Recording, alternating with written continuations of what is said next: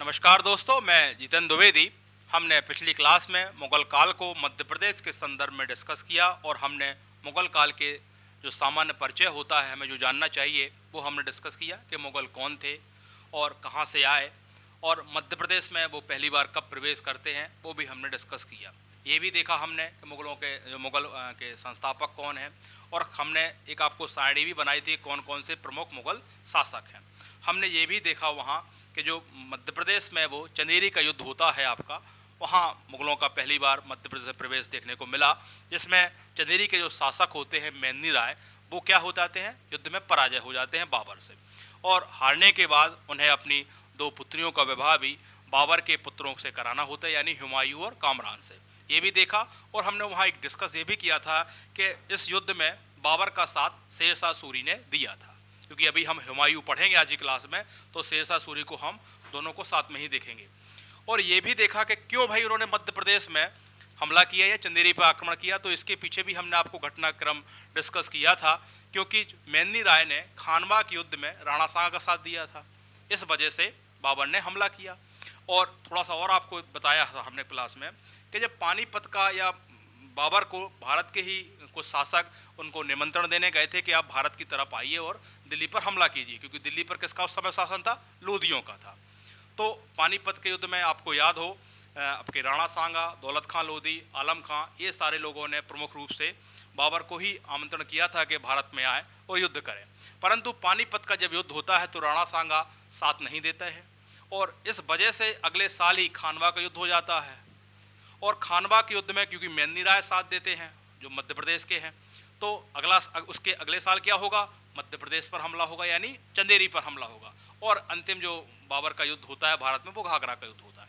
ये हमने पिछली क्लास में डिस्कस किया और उन परिस्थितियों पर भी डिस्कस किया कि बाबर क्यों भारत की तरफ मूव किया, ये सब हमने देखा। उसका जन्म वगैरह भी हमने आपको बताया, फरगना में हुआ है, उज्बेकिस्तान है जो भारत के, उज्बेकिस्तान जो अफगानिस्तान से सीमा लगाता है, ये सब हमने डिस्कस किया हुआ था। और ये भी बताया था कि मुगल अपने आप को तैमूर के वंशज होने पर गर्व महसूस करते हैं, वो कहलवाना पसंद करते हैं, जबकि जो मुगल है वो तुर्क प्लस मंगोल है, ये भी हमने बताया था। क्योंकि 1358 में तैमूर का दिल्ली पर अधिकार हो गया था, इस वजह से मुगल अपने आप को तैमूर का वंशज कहलवाना ज़्यादा पसंद करते थे। यानी हमने पिछली क्लास में मध्य प्रदेश के जो हम पढ़ रहे हैं इतिहास मुगलों का, वो हमने एक सामान्य परिचय के रूप में सारा जाना। और ये क्योंकि हमारा अभी क्लास क्या की चल रही है, मध्य प्रदेश के इतिहास को हम यहाँ डिस्कस करने वाले हैं, तो हमने ये बताने का प्रयास किया पिछली क्लास में आपको कि मुगलों का सबसे पहली बार मध्य प्रदेश में हस्तक्षेप या आक्रमण कहें हम, वो बाबर के समय से ही प्रारंभ हो जाता है। अब बाबर के बाद उनका पुत्र कौन आएगा, हुमायूं आएंगे। तो हुमायूं का भी क्या मध्य प्रदेश में हस्तक्षेप रहा है और उन्होंने भी हमला किया है? तो हाँ बिल्कुल, हुमायूं ने भी मालवा वाले रीजन में, क्योंकि मालवा पर उस समय किसका शासन था, गुजरात के बहादुर शाह का, तो वहाँ मंदसौर का युद्ध लड़ा हुमायूं ने और उसमें गुजरात के बहादुर शाह की हार होती है और हुमायूं का मालवा पर क्या हो जाता है, अधिकार हो जाता है। और लगभग 1537 तक हुमायूं मालवा से बाहर जब जाते हैं तो उसके बाद बहादुर साहब पुनः अपना एक सूबेदार मुल्लू खां को गद्दी पर बैठा देते हैं, यानी मालवा का। और क्योंकि बहादुर शाह की भी मृत्यु हो जाती है और उनकी मृत्यु के बाद जो मुल्लू खां था वो कादिर शाह के नाम से गद्दी पर मालवा बैठता है। ये सारा भी डिस्कस किया हमने। कब किया है, जब हमने मालवा में स्वतंत्र मुस्लिम सल्तनत आपको डिस्कस किया था। जब आपको याद हो, हमने मालवा में गौरी वंश डिस्कस किया, हमने मालवा के ही खिलजी वंश को डिस्कस किया और इसके बाद गुजरात के बहादुर शाह को, उस समय भी हमने ये सब चीज़ें डिस्कस की हुई है। तो यदि आप पूरे वीडियो देख रहे हैं तो भी आप इन सारी चीज़ों को लिंक कर पाएंगे, है ना। यदि मुगलों को हमें पढ़ाने का आशा ये नहीं है कि हम सारे मुगल्स के फैक्ट्स पता है आपको। भाई हमारा अब जैसे मध्य प्रदेश के मुगल पढ़ रहे हो, हुमायूं पढ़ रहे हो, तो हुमायूं का मध्य प्रदेश में कब हमला होता है, मंदसौर का युद्ध होता है। मतलब एक बार हुमायूं ने भी हमला किया है, आक्रमण किया है मध्य प्रदेश में, कहाँ, मालवा वाले रीजन में। और उसके पहले जो बाबर ने हमला किया वो चंदेरी में हमला किया है, इसको चंदेरी के युद्ध के नाम से जाना जाता है। तो हमें ये देखना है कि मुगलों का मध्य प्रदेश में कब हस्तक्षेप हुआ या कब उन्होंने हमले किए और उनके अधिकार में रहा है। इसी तरीके से हम इतिहास को देखते हैं, पर हम डायरेक्ट आपको दो फैक्ट लिखाएं आप फंस जाएंगे। आपको पहले थोड़ा सा भूमिका पता होना चाहिए। इसलिए हमने पिछली क्लास में भी आपको मानचित्र बताया, हमने आपको लोकेशन बताई कि ये फरगना है, ऊपर समरकंद है, ये काबुल है, कंधार है, पेशावर है, और हमने आपको पानीपत हुआ, दिल्ली हुआ, खानवा हुआ, चंदेरी, सब की लोकेशन हमने पिछली क्लास में आपको बताई हुई है। अब हम क्लास को स्टार्ट करते हैं, क्योंकि आज हमें क्या पढ़ना है, हुमायूं को पढ़ना है।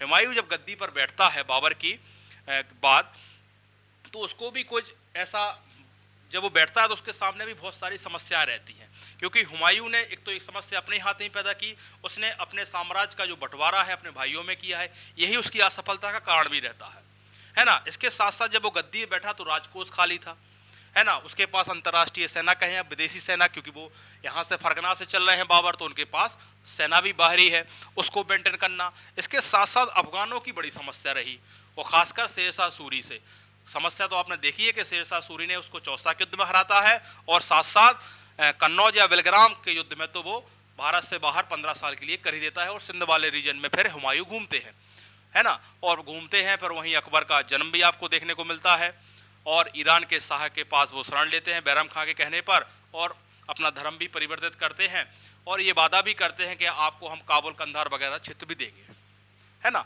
तो ये सब सारा घटनाक्रम हम भारतीय इतिहास में जब हुमायूं को बहुत ज़्यादा डिटेल में डिस्कस करेंगे तो वहाँ उनको हम समझेंगे। तो अभी आपने देखा कि हुमायूं भली गद्दी पर बैठा है, पर ऐसा कह सकते हैं कि इसे कांटों की सेज के रूप में दिल्ली का सिंहासन मिला था, ठीक है। इसका हम समय भी देखेंगे, है ना, और सारे युद्धों को डिस्कस नहीं करेंगे हम, यहाँ केवल हुमायूं को हम इतना देखेंगे कि मध्य प्रदेश में उसका आक्रमण कब होता है, तो उसका मंदसौर के युद्ध में होता है, वो हम यहाँ आपको क्लियर करेंगे। इसके साथ साथ, क्योंकि हुमायूं तो हम पढ़ ही रहे हैं, हम यहाँ शेरशाह सूरी को भी डिस्कस करेंगे, क्योंकि बिना शेरशाह सूरी का हुमायूं को आपको समझ में नहीं आएगा, क्योंकि उसकी लगभग जितनी लड़ाइयाँ देखने को मिल रही हैं हमें, उसका मेन शत्रु ही कहे हम तो कौन देखने को मिलता है हमें, शेरशाह सूरी। तो हम दोनों को ही साथ में देखेंगे, ठीक है। तो अभी हम मुगल काल में आपको ये मानचित्र में हम थोड़ा सा जगह बता देते हैं, इसके बाद हम हुमायूं को मध्य प्रदेश के संबंध में डिस्कस करेंगे, ठीक है। जब हमारी क्लास में भारतीय इतिहास की प्रारंभ होंगी तो हम सारा मुगल काल को भी विधि से डिस्कस करेंगे। पर आप यदि आप पढ़ रहे हैं, मान लीजिए चले एमपी की हिस्ट्री, तो आपको डाउट ना बने, आप चीज़ें को पहले ही समझ जाएं, कौन कहाँ है, कहाँ से मुगल आए हैं, ऐसी क्या परिस्थितियाँ बनी थी, वो हम सारा आपको पहले ही बताते रहते हैं, क्योंकि हमने सारे जो ये सीरीज बनाई हुई है इस तरीके का बेस क्लियर किया हुआ है कि आप डायरेक्ट, यदि आप एमपी के हिस्ट्री पढ़ रहे हैं और आपने भारतीय इतिहास बिल्कुल भी नहीं पढ़ा है, तब भी आपको कोई समस्या ना जाए, ठीक है। चलिए, ये हमने पिछली क्लास में कुछ जगह आपको बताई थी। ये उज्बेकिस्तान का रीजन है जो अफगानिस्तान से टच करता है, और ये आपका समरकंद हो गया, यहाँ उज्बेकों का कब्जा हो जाता है, और कब हो जाता है, ये 1497 के बाद, है ना। और फरगना, यहाँ बाबर का जन्म हुआ था, और यही इनके पिता इस फरगना रियासत के क्या थे, उनकी एक रियासत थी, ठीक है। ये काबुल है जहाँ हुमायूं का क्या होगा, जन्म होगा, और ये कंधार है। ये कुछ हम जगह आपको नोट कर रहे हैं ताकि थोड़ा सा आपको समझ में आए। ये पेशावर है, ठीक है। हमारा आज का टॉपिक क्या है, दूसरे मुगल शासक आने वाले हैं जिनका नाम है हुमायूं।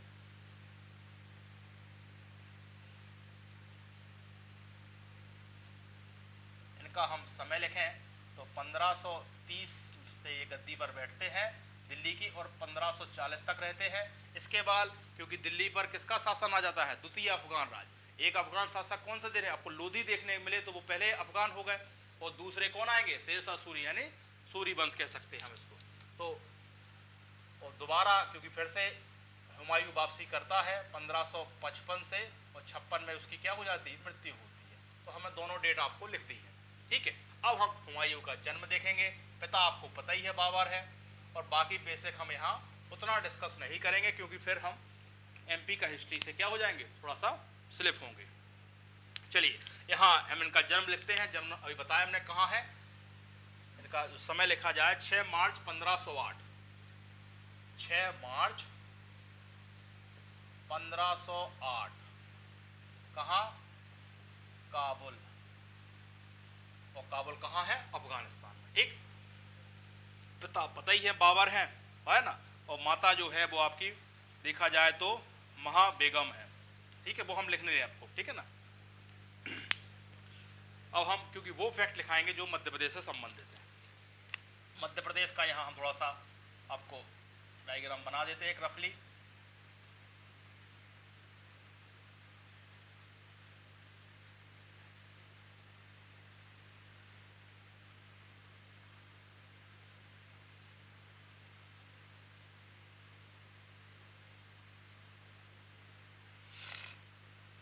आपका दिल्ली हो गया, दिल्ली की सिंहासन पर, ठीक है ना। और चंदेरी का युद्ध अभी देख ही चुके हैं आप पिछली क्लास में, यहाँ बाबर का हमला हुआ था। इस रीजन में, अब जो मालवा वाले रीजन में, यहाँ कौन हमला करेगा? हुमायूं करेगा, ठीक है। तो जन्म हमने लिखा ही चुके, माता पिता के नाम है यहाँ नहीं लिखा रहे बेसिक, हम केवल वो फैक्ट लिखा रहे हैं जो मध्य प्रदेश से संबंधित है, ठीक है।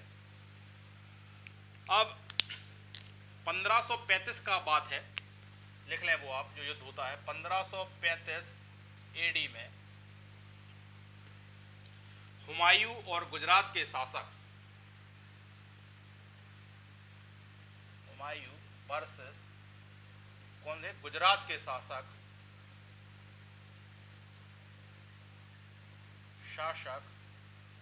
बहादुर शाह के मध्य मंदसौर का युद्ध होता है।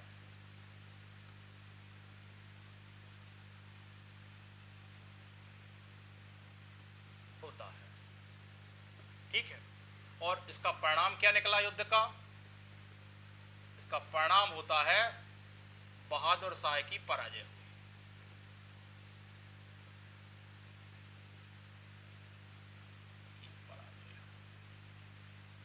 ठीक, ये एक आपको तथ्य याद रखना है ना। ये मालवा वाला रीजन है और यहाँ हुमायूं का हमला हुआ है और बहादुर शाह जो गुजरात के हैं वो बाहर हो गए, ठीक है। और इसके साथ साथ चंदेरी आप देख ही चुके हैं, जहाँ चंदेरी का युद्ध हुआ है और जिसमें मेहंदी राय शासक थे, ठीक है। तो हुमायूं के संबंध में मध्य प्रदेश के दृष्टिकोण से आपको इतना ही ध्यान रखना है। एक तत्व और ध्यान रख लें आप, क्योंकि यहाँ बघेलखंड वाले रीजन में यहाँ भी थोड़ा सा आप ध्यान रख लें। इसमें हुमायूं बाबर दोनों का भूमिका है, उसको भी हम यहाँ आपको डिस्कस कर दे रहे हैं। लिखेंगे वीर सिंह जिसे बाबर ने नरसिंह कहा, बघेलखंड का शक्तिशाली शासक था, ठीक है ना। तो ये कौन सा रीजन है आपका? बघेलखंड का रीजन है अभी, क्योंकि हमारा पूरा फोकस मध्य प्रदेश के इतिहास पर है, ठीक है ना। बघेलखंड,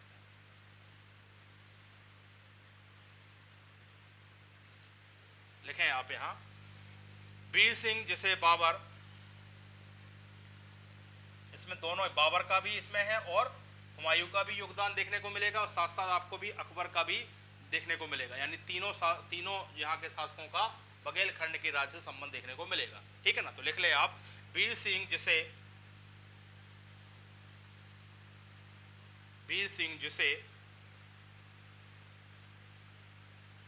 बाबर ने नरसिंह कहा है और बघेलखंड का शक्तिशाली शासक था। बघेलखंड का शक्तिशाली शासक था, ठीक।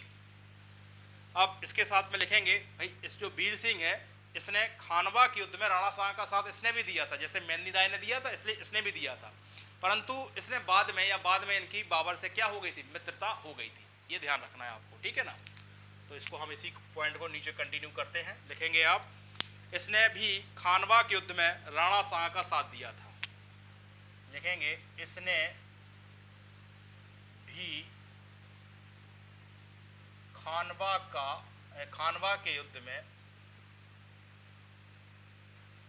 के युद्ध में राणा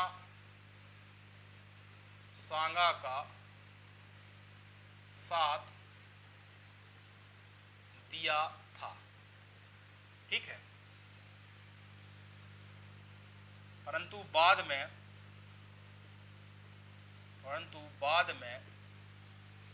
बाबर का मित्र बन गया, बाबर का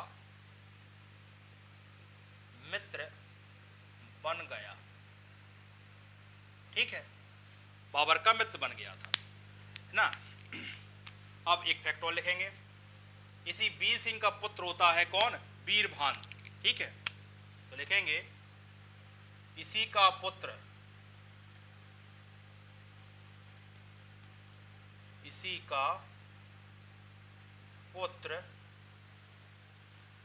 बीरभान।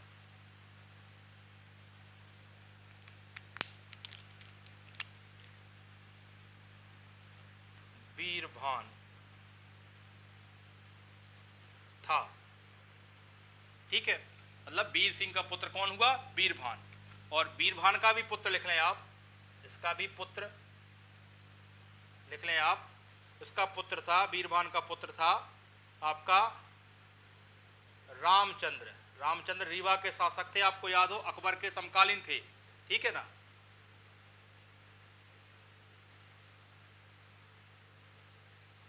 शासक, थोड़ा ध्यान रखेंगे इनके बारे में, और अकबर के समकालीन थे। एक फैक्ट और लिख लेंगे आप, अकबर के समकालीन थे। अब आप सोच रहे होंगे कि हम ये क्या लिखा रहे हैं, इसमें हुमायूं के तो जिक्र हो ही नहीं रहा है, इसमें बाबर का हो रहा है, अकबर का हो रहा है, इसमें हुमायूं आने वाले हैं। देखिए आप, ये आपने देखा कि हुमायूं का एक हमला मालवा में होता है, गुजरात के बहादुर शाह को पराजित करता है, और इसके बाद हम एक कहानी सुनाने लगे आपको कि बाबर ने यहाँ वीर सिंह को क्या कह दिया? नरसिंह कहा, और बघेलखंड का सबसे शक्तिशाली शासक कहा। और क्योंकि इसने खानवा के युद्ध में, खानवा कहाँ है? आगरा से पश्चिम की तरफ जाएंगे आप 60 किलोमीटर दूर तो खाना मिलेगा राजस्थान में, वहां राणा साहब का साथ देता है वीर सिंह, परंतु बाद में बाबर की मित्रता हो जाती है, या बाबर से उसकी मित्रता हो जाती है। और बीरभान, जो वीर सिंह होता है, उसका पुत्र कौन होता है? बीरभान, और बीरभान का पुत्र रामचंद्र। ठीक है, अब क्योंकि हम हुमायूं पढ़ रहे हैं तो हुमायूं के बारे में जो फैक्ट लिखें आप, इससे आपको लिंक मिल जाएगी कि 1539 में चौसा के युद्ध में बघेलखंड के शासक कौन? ये बीरभान। बघेलखंड के शासक बीरभान ने हुमायूं की मदद की थी। तो मदद की थी तो पुस्तकों में मिलता है कि मदद की तो उन्होंने क्या किया, जब हुमायूं की सेना जा रही थी तो उनका, इनके क्षेत्र से गुजर रही थी, रुकी थी, तो उस समय इन्होंने पूरा उस सेना का जो खाना पीना और उसकी व्यवस्थाएं होती हैं उसका ध्यान रखा था। ठीक है, और साथ में भी युद्ध में गए थे, ऐसे भी कई जगह देखने को मिलता है। तो इस वजह से हुमायूं चौसा के तो भले हार जाता है, परंतु जब वो दोबारा शासक बनता है तो क्या करता है, जो आपका बघेलखंड वाला रीजन है इसको मुगलों काल में टैक्स फ्री रखता है। ठीक है, तो ये फैक्ट आपको ध्यान रखना था। तो हम यहाँ लिखा दे रहे हैं आपको कि 1539 में, यहाँ लिख लें आप इसको ताकि एक ही स्क्रीनशॉट में आपकी सारी चीजें आ जाए।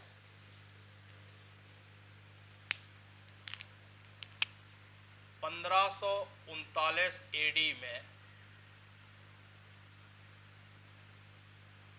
चौसा के युद्ध में,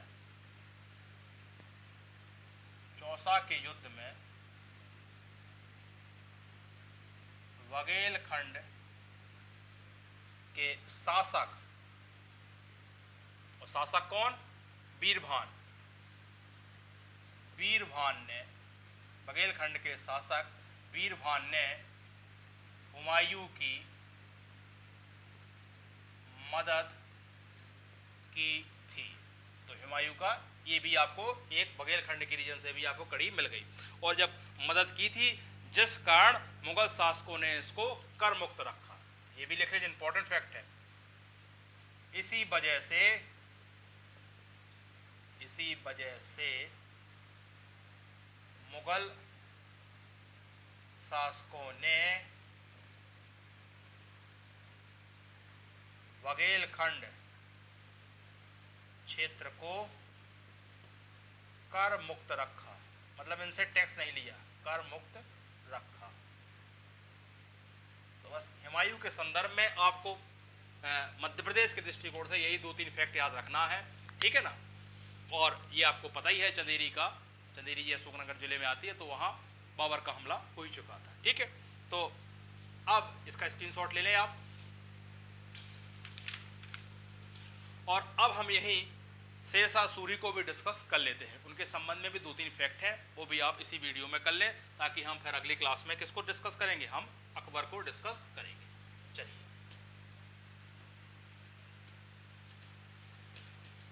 तो क्योंकि मध्य प्रदेश का इतिहास में हमें वो तथ्य ध्यान रखने होते हैं या वो छांटने होते हैं जिनका मध्य प्रदेश से सीधा संबंध है। अब हुमायूं को यदि हम भारतीय इतिहास पढ़ा रहे होते या मुगल काल पढ़ा रहे होते वहाँ, तो पूरी 1 या 2 क्लास में ही हुमायूं को कंप्लीट कर पाते। अब यहाँ हमें क्योंकि 2-3 फैक्टरों को ही ध्यान में रखना है। जैसे हमें देखना है कि बघेलखंड के शासक ने भी हुमायूं की मदद की है चौसा के युद्ध में, मालवा पर हुमायूं ने हमला किया है, तो 2 ही चीज़ हमें हुमायूं से जानना है। और साथ साथ बघेलखंड के जो भी शासक है, अभी आपको हमें रामचंद्र बताया जो अकबर के समकालीन होंगे, तो आपको यहाँ से एक लिंक मिल गई है। ठीक है, अब मुगल काल के अंतर्गत ही हम यहाँ पर टॉपिक को डिस्कस करते हैं। इसको हम लिखेंगे सूरवंश या द्वितीय अफगान राज। क्या लिखेंगे हम? द्वितीय अफगान राज। भाई पहला कौन था? जब लोधी आए थे, क्योंकि दिल्ली जो दिल्ली सल्तनत चली, इसमें 5 हमने परिवारों को देखा या वंशों को देखा, जिसमें केवल लोधी ही अफगान थे, बाकी सब तुर्की थे। ठीक है ना? तो द्वितीय अफगान राज्य देखा जाए तो ये किसका था?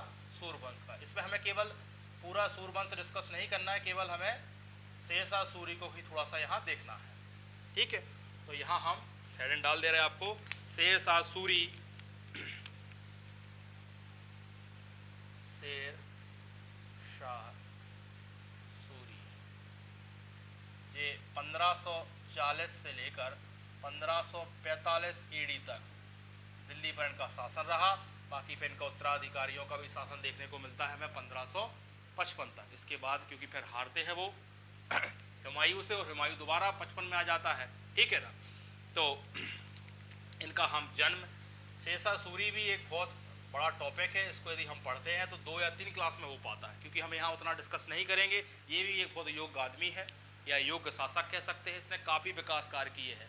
इसने 1700 से ज़्यादा सराय बनाई हैं, बहुत ज़्यादा रोडें बनाई हैं। एक बंगाल से लेकर सिंध तक रोड बनाई है, यहाँ ना आगरा से बुरहानपुर तक रोड बनाई है ना, आगरा से आपके राजस्थान की तरफ कई सड़क का निर्माण किया कह सकते हैं। ठीक है ना? तो इसने काफ़ी डेवलपमेंट किया है। उसका जो मकबरा है बिहार के सासाराम में, तो कनिंगम महोदय ने तो ये भी कहा है कि ताजमहल से ज़्यादा सुंदर है। तो कई चीज़ें हैं इसके बारे में डिस्कस करने में। इसकी प्रशासनिक व्यवस्थाएं बहुत अच्छी हैं, पर हम यहाँ नहीं देखेंगे। इनका जो पारिवारिक जीवन यदि शेरशाह सूरी का देखा जाए तो इनके जो पिता थे एक छोटी सी जागीर के जागीरदार कह सकते हैं, है ना। और इनका जो बचपन का नाम है वो फरीद था। पिता हसन खान थे जो जौनपुर के छोटे से हिस्से के जागीरदार थे। और पिता ने एक तो उनकी जो रानी थी वो थी, और उसके साथ साथ उन्हें 3 दासियों को भी रानी का दर्जा दिया हुआ था। यानी पारिवारिक मतभेद ज़्यादा था। ये रानी से ही पैदा हुए थे शेरशाह। और घर गृह कलेश के चक्कर में ये पढ़ने के लिए कहाँ चले गए? जौनपुर चले गए। वहाँ 3 साल पढ़ाई की, और पढ़ाई करते समय इन्होंने अपना जो प्रतिभा थी वो उससे इनके पिता के जो मालिक थे उनको भी इन्होंने खुश कर दिया। और जहाँ इनकी पिता की जागीर थी वो इसको दे दी गई, फरीद को दे दी गई, शेरशाह सूरी को दे दी गई। और शेरशाह सूरी कुछ समय तक वहाँ प्रशासन चलाता है, परंतु गृह कलेश ज़्यादा होने के कारण वो छोड़कर बिहार चला जाता है। या दक्षिण बिहार के शासक होते हैं बहार खां लोहानी, वहाँ कुछ दिनों तक रहता है और उनकी शेर से रक्षा करता है, इसलिए उनको शेर खां की उपाधि भी मिल जाती है। और जब बहार खां लोहानी की मृत्यु हो जाती है तो उनकी जो पत्नी होती है, विधवा होती है, उनसे शादी कर लेते हैं। तो शेरशाह सूरी ने कई विधवाओं से शादी की है, और ये भी उनकी कूटनीति हिस्सा ही रहा है। ठीक है ना? तो शेरशाह सूरी के बारे में क्योंकि अब यहाँ उतना समय नहीं है, क्योंकि हम इस पर डिस्कस करें, कहा कि 2 क्लास 1 क्लास लगती है पूरी इसको 2-2.5 घंटे की, जब आप शेरशाह सूरी को सही समझ पाते हैं। और आपको हमने इनके तथ्य बताई है कि जब चंदेरी का युद्ध होता है मध्य प्रदेश के संदर्भ में, तो ये बाबर के साथ होते हैं। जब घाघरा का युद्ध होता है तो ये बाबर के विरुद्ध खड़े होते हैं। तो ये भी देखने को मिला हमें, है ना। चौसा के युद्ध में इन्होंने हुमायूं को हराई था। तो वो सारी चीज़ें तो हम उतना नहीं देख पाएंगे, फिर भी मध्य प्रदेश के संबंध में जो चीज़ें इंपॉर्टेंट है वो हम सारा डिस्कस करेंगे। तो इनका हम जन्म में विवाद है, कई जगह 1472 है, कई जगह 1486 है। ठीक है, तो आप एक कोई डेट लिख लें। 1472 कहाँ है? ये आपका बजवाड़ा है और होशियारपुर में, है ना, पंजाब में। तो आप तो लिख लें होशियारपुर।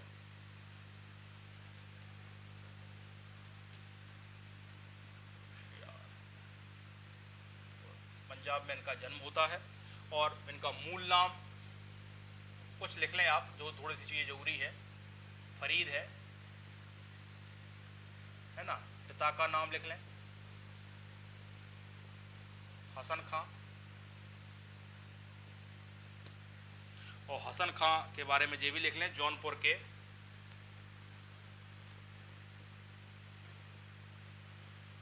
जौनपुर के छोटे हिस्से के जागीरदार थे।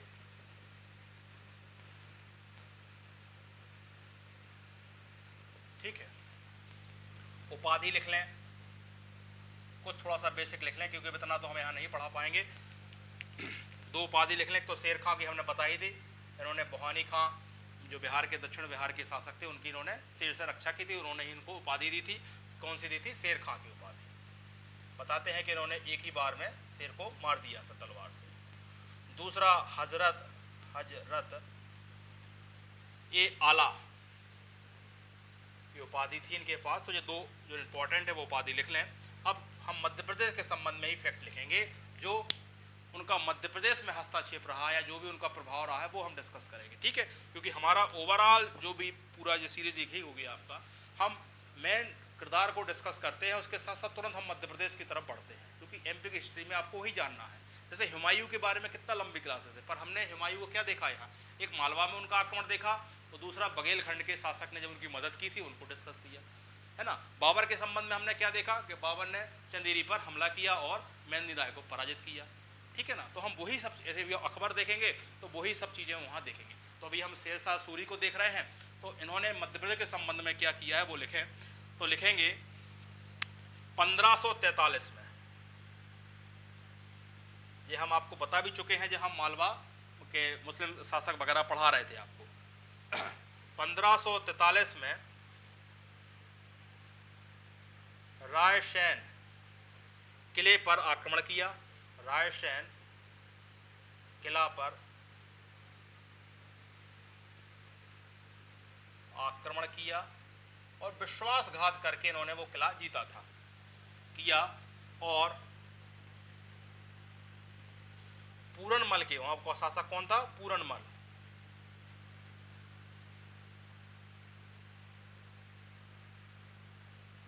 पूरनमल के साथ विश्वासघात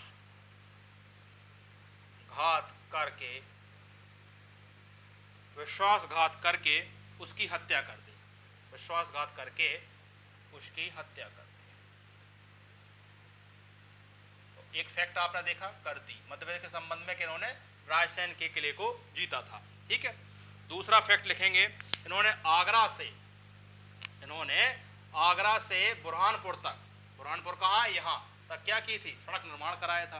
तो मध्य प्रदेश में यही कराया था, इसलिए हम इसको यहाँ लिखेंगे। आगरा यहाँ है तो यहाँ से इन्होंने सड़क निर्माण कराया था।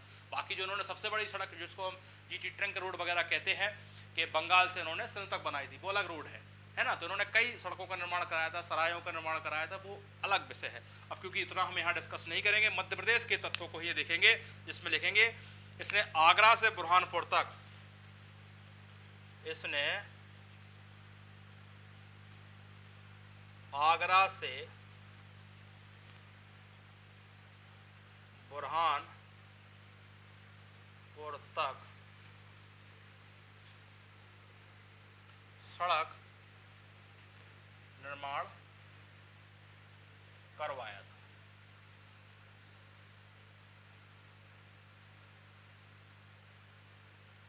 ठीक है, एक तथ्य लिखेंगे आप इसके बारे में, जिसका अंतिम अभियान भी कह सकते हैं। इन्होंने कलिंजर का अभियान किया था, जबकि कलिंजर मध्य प्रदेश में तो नहीं पड़ता, पर बुंदेलखंड के रीजन में पड़ता है, फिर भी उसको आप ध्यान रखेंगे कि 1545 में, यहां लिखा दे रहे हूं आपको, ये इसका अंतिम अभियान भी था। 1541 एडी में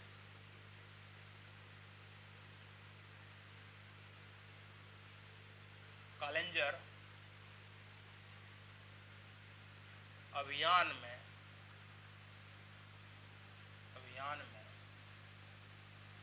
उक्का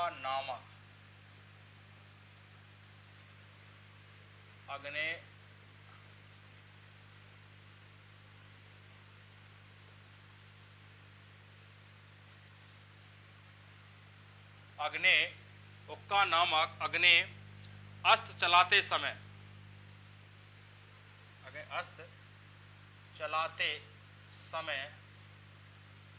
निधन हो गया था इनका, और ये इनका अंतिम अभियान भी था। ठीक है। और कालिंजर का जो समय तत्कालीन शासक थे वो कीरत सिंह थे। लिखना चाहो तो लिख सकते हैं।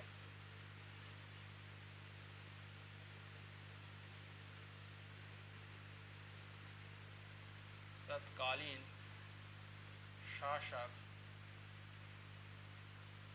कौन थे? कीरत सिंह थे। ठीक है। और इनका समाधि लिखना चाहो या मकबरा लिखना चाहो वो कहाँ है? सासाराम बिहार में। ठीक है, तो उसको हम यहाँ लिखा दे रहे हैं। और हमने ये भी बताया है, कनिंघम महोदय ने कहा है कि ताजमहल से ज़्यादा सुंदर है ना। तो और वो अभी आप इतना ही लिख लें, क्योंकि अभी हम आप सासाराम कहाँ है? बिहार में। तो यहाँ हमने शेरशाह सूरी के बारे में भी डिस्कस किया। ये भी बताने का प्रयास किया कि द्वितीय अफगान राज्य बना या उनका सत्ता आई। पहली सत्ता कब आई? जब लोदियों ने दिल्ली पर कब्जा किया। दूसरी बार ये आपके शेरशाह सूरी आए। ठीक है, दिल्ली पे तो ये 5 साल ही बैठा, परंतु इसका जो अभियान है, इसका जो प्रोग्रेस है, वो आपको 1530-31 से ही देखने को मिलती है ना। क्योंकि आपका देखा जाए तो जो हुमायूं ने अभी देखने को मिलता है कि कितने घेरे डाले, क्योंकि इसने हमने क्या बताया, इसकी एक नीति थी चुनार का। हम आपके बताएं, चुनार का जो घेरा डाला गया है वो 2 बार डाला गया है। तो चुनार का किलेदार भी यही बन गया था, है ना।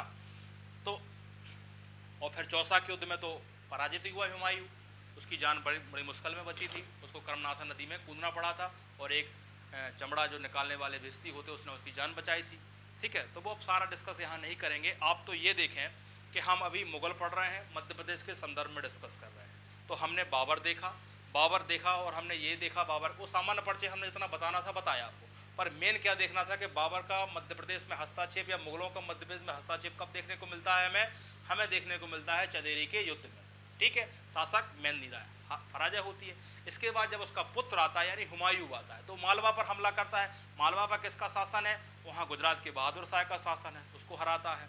ठीक है ना। और हुमायूं का बघेलखंड, क्योंकि मध्य प्रदेश के रीजन में आता है, तो बघेलखंड के शासक ने जब वो चौसा के युद्ध लड़ने जा रहे थे हुमायूं, तब क्या की थी? मदद की थी।